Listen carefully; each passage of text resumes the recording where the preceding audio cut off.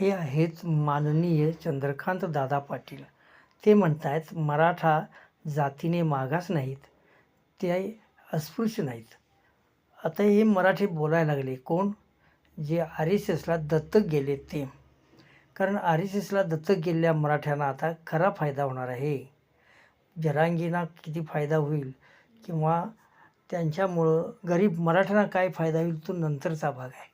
पण या मराठ्यांच्यावरती जरांगेंच्यावरती तोंडसुख घेतल्यामुळं या बाटग्या मराठ्यांचा RSSला दत्तक गेलेल्या मराठ्यांचा फायदा नक्कीच होणार आहे.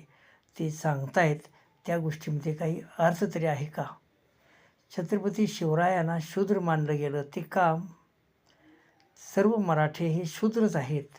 त्याचं कारण असं की त्यातल्या एकाची सुद्धा मुंज होत नाही. त्यामुळे आता ब्राह्मण आणि शूद्र असे दोनच वर्ण शिल्लक आहेत.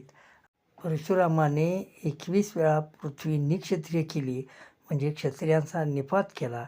हे त्या परशुरामाच्या पायावर नाक घासताना माननीय पाटील साहेबांना आठवत नाही का?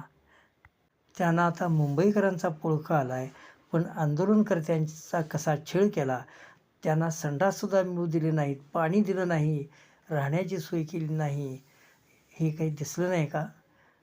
माननीय पाटील साहेबांनी याचीसुद्धा माहिती घ्यायला पाहिजे. आता घेऊन तरी उपयोग काय?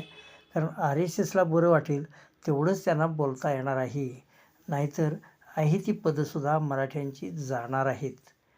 जोपर्यंत ते ब्राह्मणांची धोतरं धुत आहेत तोपर्यंतच त्यांचं अस्तित्व आहे हे ध्यानात घ्या.